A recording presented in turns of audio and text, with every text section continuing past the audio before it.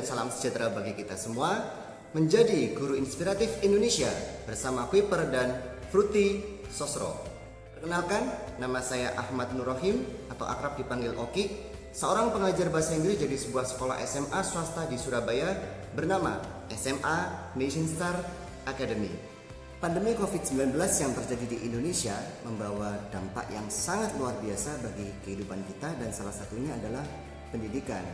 Sekolah yang biasanya kita laksanakan sehari-hari, kita bisa bertemu, bertatap muka, kemudian berinteraksi dengan siswa secara langsung, kali ini tak lagi bisa kita lakukan.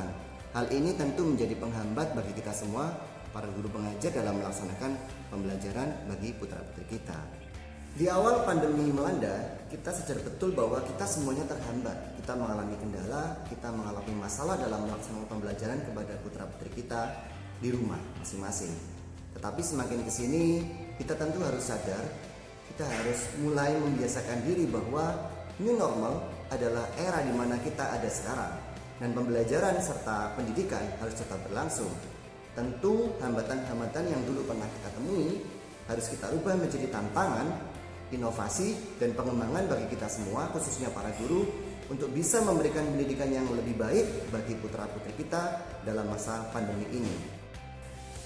Menjawab tantangan dari pembelajaran di era pandemi ini, tentu digitalisasi adalah hal yang mutlak, dan bagi kita para pengajar penting untuk memulai sebuah inovasi atau bahkan lebih dari satu inovasi untuk melaksanakan pembelajaran pendidikan bagi putra-putri kita di masa ini. Inilah beberapa inovasi yang saya lakukan selama pembelajaran di masa pandemi bersama siswa-siswi saya.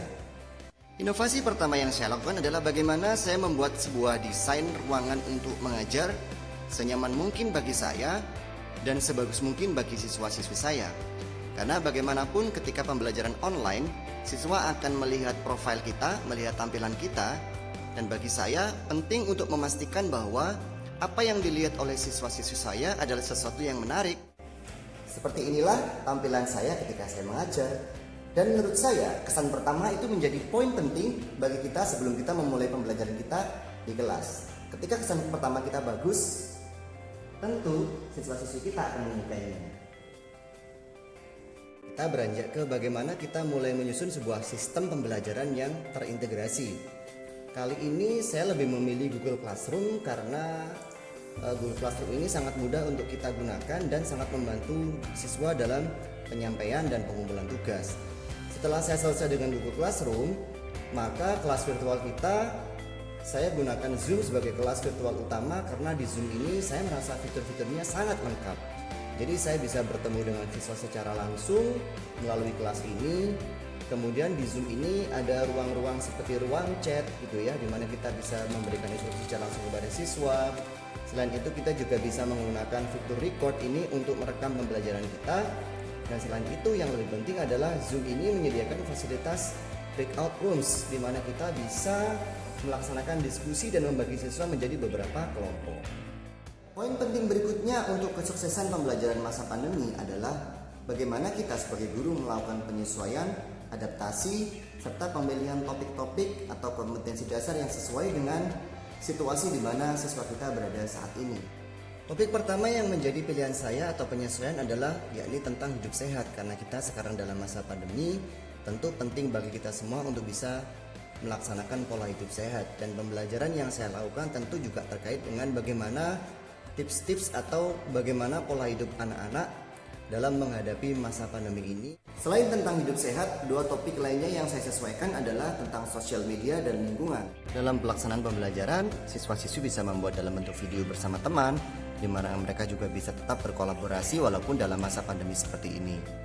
Mereka juga bisa membuat pengumpulan dalam bentuk poster, di mana dalam bentuk poster ini mereka juga bisa memaksimalkan kemampuan digital mereka dan melaksanakan pembelajaran secara online.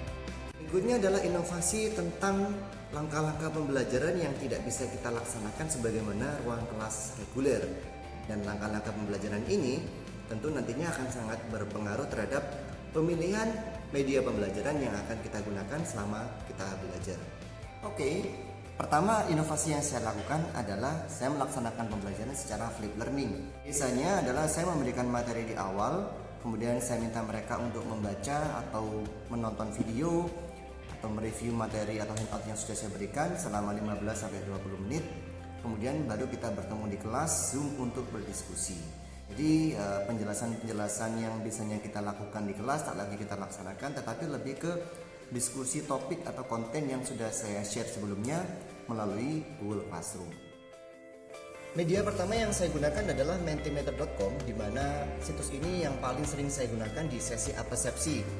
Ketika sebelum saya memulai diskusi lebih dalam bersama siswa, saya memposting sebuah pertanyaan di sini dan mereka bisa menjawab melalui kode yang sudah saya berikan sebelumnya. Dan untuk diskusi kelas, saya kembali menggunakan Zoom dan saya menggunakan fitur share screen ini, di mana siswa-siswi bisa melihat tampilan ini dari layar mereka, gitu ya. Kemudian setelah kita berdiskusi dengan cukup waktu di kelas, barulah kita di tahapan pengumpulan pekerjaan siswa.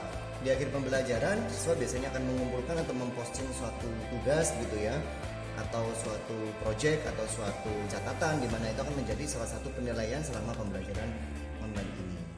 Dan untuk inovasi dalam media mengumpulkan tugas tentu tak cukup hanya satu.